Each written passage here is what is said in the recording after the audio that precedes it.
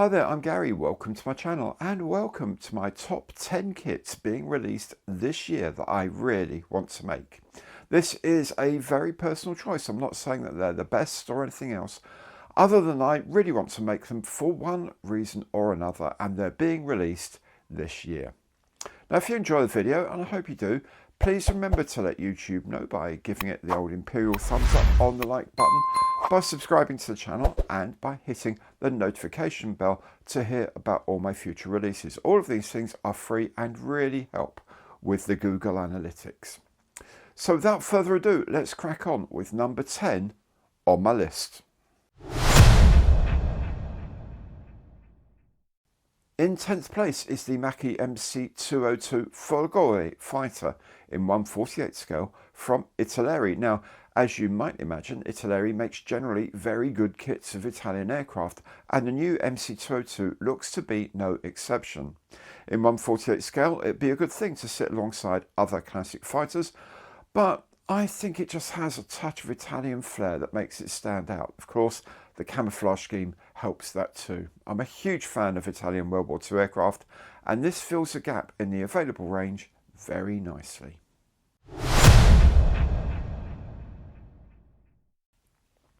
In 9th place is something that might have slipped your notice, but I think it has a certain possibility, and that's the A model Yak 52 Drone Hunter in 1/48 scale. Now, the kit itself derives from a 2002 tooling, but this reissue has me intrigued. It's a two-seat drone hunter designed to fly alongside the drone while the backseat occupant lets fly with a machine gun or a shotgun or something. Very low tech, but I suspect quite effective, especially in the areas behind the front lines. Anyway, to me, it screams of the need for the relevant figures and a 1/48th drone to be shot at for a really interesting modern take on interception. Think of Spitfires and Tempests chasing down V1s in 1944. It's fun, it's difficult, it's strange, but it's something I really plan on doing. It's being reissued this year with new schemes, so it makes 9th spot for me. Coming in at 8 is the brand new Messerschmitt Me 262 in 1/32 scale from Dasak Messerschmitt. I saw the 3D printed prototype of this at Nuremberg and I instantly wanted to own one. I love the lines of the 262 anyway, and to have it at this scale and in this quality of design is very exciting to me. I'm sure it will be much sought after, and there will be many variants of that, we can be certain.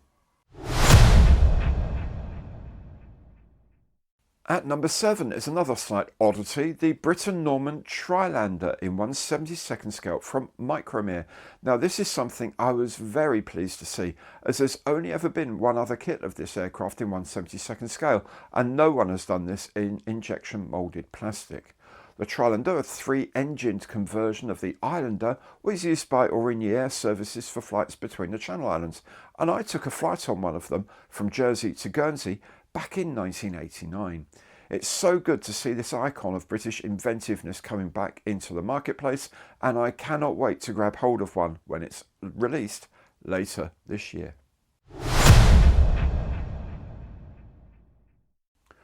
We've already reached number 6, and for me it is the SRN for Hovercraft in 1/144th scale from Airfix.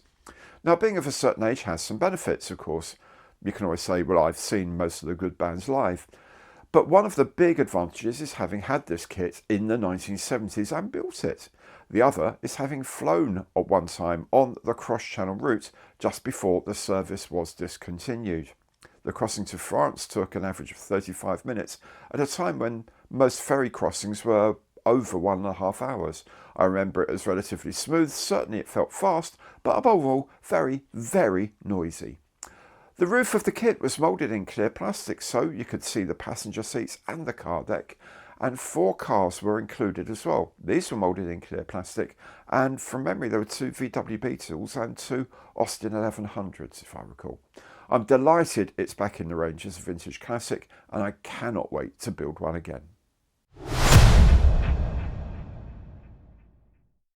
Into the top half of the drawer, and at number 5 is the Savoy Marchetti SM79, the Sparviero in 1/48 scale from Italeri. Now I love the SM79 for so many reasons.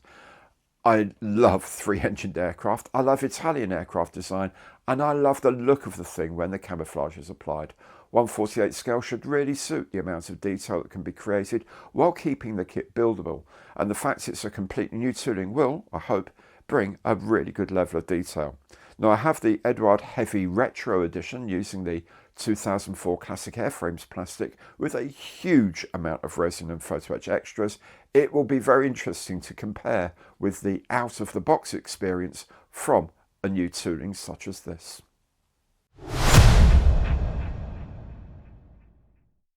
In fourth place is the North American P51B Mustang in 1/32 scale from Eduard. This will be the first of the larger scale kits used by Eduard with their hybrid philosophy, replacing large parts of injected polystyrene, cast resin and photo etch detail with a smaller number of intricate 3D printed resin components. The resin is also intended to be glued using normal polystyrene cements such as Tamiya Extra Thin. The first foray into this technology was with the Avia S199 in 1/48 scale, a kit I haven't continued with as the parts kept snapping, but I am told the new plastic being used now is far less brittle and the design of the supports has been changed, making the experience of taking them off the frame a lot better.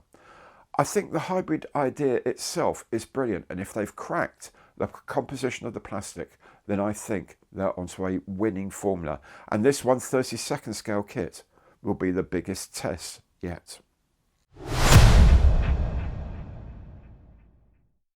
Choosing between the top three was really difficult, but for me, in third place is the Sepecat Jaguar T2 in 1/48 scale from Airfix. I loved making the Jaguar GR3 last year. It was clear from the way the frames are put together that the trainer would be coming along. It's just a bit earlier than I'd expected. Now I need this kit because I flew in one of these back in the 1980s, so we'll be on the lookout for a set of markings for X-Ray 139 of 226 operational conversion unit if I can find them. The FX Jaguar kit is superb.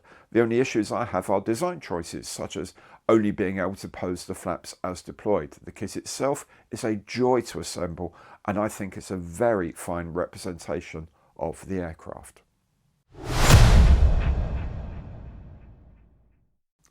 In second place is my favourite piston-engined aircraft of all time, the mighty Hawker Sea Fury in 1/32 scale from new company DBMK.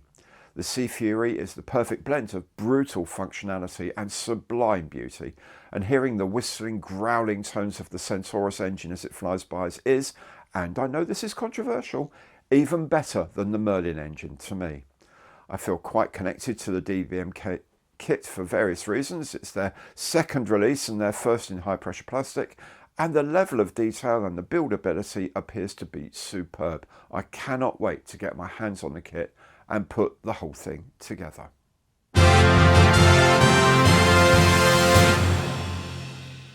So we've arrived at the top, my number one most wanted kit to build of what we know for sure is coming this year.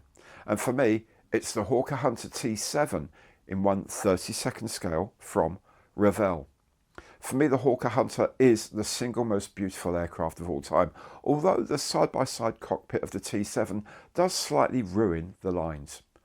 More importantly, it was the first fast jet I ever flew in and was my introduction to proper low-level flight. The kit is a revamp of the FGA-9 Hunter, which has a few completely new parts for the nose section and a bit of the fuselage.